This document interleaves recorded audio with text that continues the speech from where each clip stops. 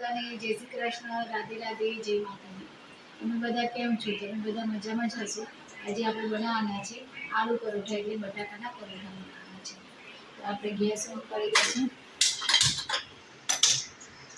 આમાં આપણે રાઈ જીરું છે થોડુંક નાખી દઈશું, અડધી ચમચી જેટલું.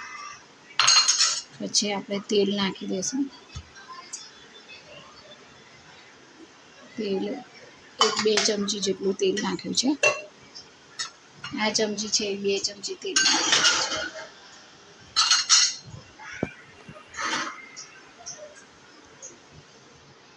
હવે એના અંદર આપણે આ જે આદુ મરચાંની પેસ્ટ બનાવી છે એ નાખી દઈશું. અહીંયા સૂકું મરચું લેવાનું નથી, એટલે આપણે બધી જ પેસ્ટ નાખી દેવાના છે.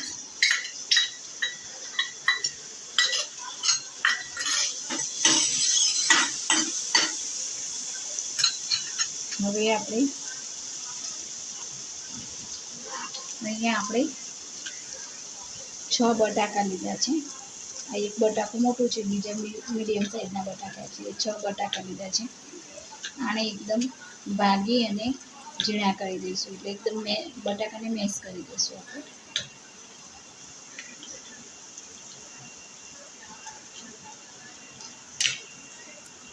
અહીંયા તો આદુ આપણે અહીંયા આદુ, લસણ અને મરચાંની પેસ્ટ લઈ લીધી છે, એટલે સૂકું મરચું લેવાની જરૂર નથી. તો આપણે અહીંયા આટલી 5 ચમચી જેટલી આપણે હળદર નાખી દઈશું, અને આટલું 1 ચમચી જેટલું આપણે મીઠું નાખી દઈશું. અને આપણે મરચું તો લસણ અને લીલા મરચાં અને આદુની પેસ્ટ છે, એટલે કંઈ કરવાની જરૂર છે નહીં. તો આ આપણો મસાલો તૈયાર થઈ ગયો છે. હવે આ બટાકા આપણે મેશ કરેલા છે, તો આપણે ગેસ બંધ કરી દઈશું અને આમાં આપણે બટાકા નાખી દઈશું.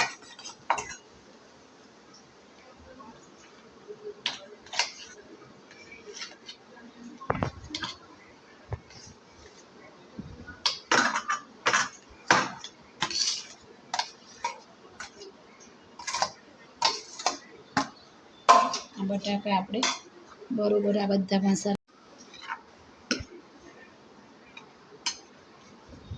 મિશ્રણ તૈયાર થઈ ગયું છે. આપણે આ રીતનું મિશ્રણ તૈયાર કરી દીધું છે. હવે આપણે લોટ બાંધીશું. તો લોટ બાંધવા માટે આપણે અહીંયા શું કરીશું, મીઠું લઈ લઈશું. 1 ચમચી જેવું મીઠું લીધું. 2 વખત અડધી ચમચી લીધું, એટલે 1 ચમચી જેવું મીઠું લઈ લીધું છે.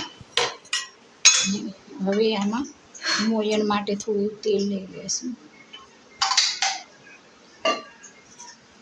તેલ લઈ લીધું. હવે આપણે આ લોટને બરાબર મોયણ નાખ્યું છે, તો તેલ નાખ્યું છે, તો બરાબર મોયણ મિક્સ કરી દઈશું તેલમાં લોટ.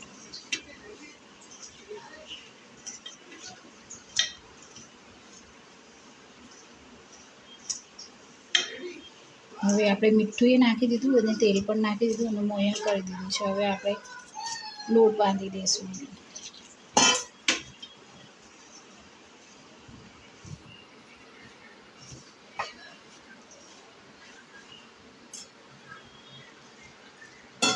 આપણો આ લોટ આપણે બાંધી દીધો હતો, તેલ નાખી અને કેળવી લીધો છે. જો આ લોટ આપણો સરસ મજાનો બંધાઈ ગયો છે. આપણે પરોઠાનો લોટ બાંધીએ ને એવો જ બાંધવાનો છે.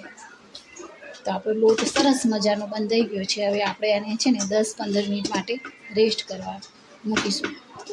હવે કેળવી અને આપણે થાળી ઢાંકી અને એને મૂકી દઈશું 10 મિનિટ માટે. તો આપણે આલુ પરોઠા બનાવવા માટે પહેલાં આવી રીતે રોટલી વણી દઈશું.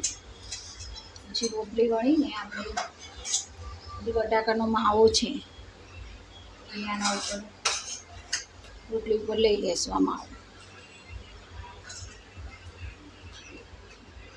માવો લઈ અને પછી આનું આવી રીતે પડ વાળી દઈશું. આવી રીતે કરી અને જે વધારાનો લોટ હોય એ ઉપરથી આપણે આવી રીતે લઈ લઈશું.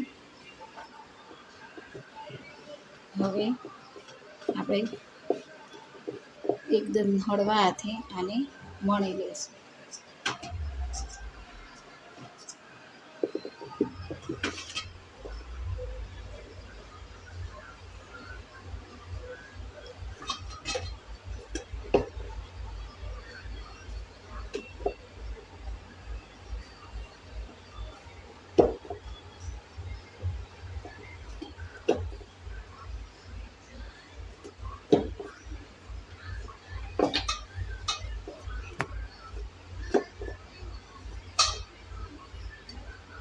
તો આપણો આ પરોઠો બનાવી અને તૈયાર થઈ ગયો છે.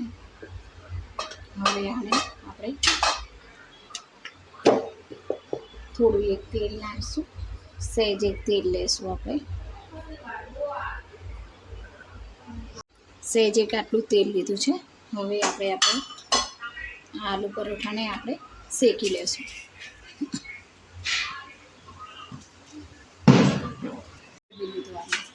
આ રીતે ફેરવી લીધું છે. તેલ આપણે લઈ લઈશું, થોડું એક તેલ નાખી અને આપણે શેકી લઈશું. હજી આ બાજુ શેકાયો નથી, થોડો શેકાવા દેશું. આપણે આ બાજુ ફેરવી લીધો, આ બાજુ આપણે બરોબર સિજાઈ ગયો છે. હવે આ બાજુ પણ આપણો આલુ પરોઠો તૈયાર થઈ ગયો છે. આપણે જો બટાકાનો માવો અહીંયા સરસ રીતે બધામાં જ સરસ રીતે થઈ ગયો છે આપણો માવો, અને બહુ ટેસ્ટી બનાવ્યા છે. બહુ વધારે પડતા તેલમાં આપણે વધારે પડતો તેલનો ઉપયોગ કર્યો નથી, માપના તેલનો ઉપયોગ કરી અને મસ્ત બનાવ્યા છે આપણે આલુ પરોઠા. તમે પણ એકવાર ચોક્કસથી આલુ પરોઠા બનાવજો. વેકેશન છે તો બાળકોને તો બહુ મજા આવી જશે. સરસ ટામેટા સોસ કે ચટણી કે દહીં, કોઈ પણ દહીં લઈ લો કે ચટણી લઈ લો, કંઈ પણના સાથે આલુ પરોઠા સરસ જ ભાવે છે. તો ચોક્કસથી તમે પણ બનાવજો. અને આ વિડીયો તમને સારું લાગ્યું હોય તો લાઈક, શેર અને કમેન્ટ કરજો. અને વિડીયોના અંતમાં કહેવા માંગીશ કે આયુર્વેદના બધી ચીજ વસ્તુ આપણી દરેક જીવ માટે દયા ભાવ રાખીએ, ગૌ રક્ષા કરીએ અને વ્યસનથી દૂર રહીએ અને દરેક જરૂરિયાતમંદ લોકોની સેવા કરીએ, મદદ કરીએ. જય જવાન, જય કિસાન, જય વિજ્ઞાન, જય ગુરુ.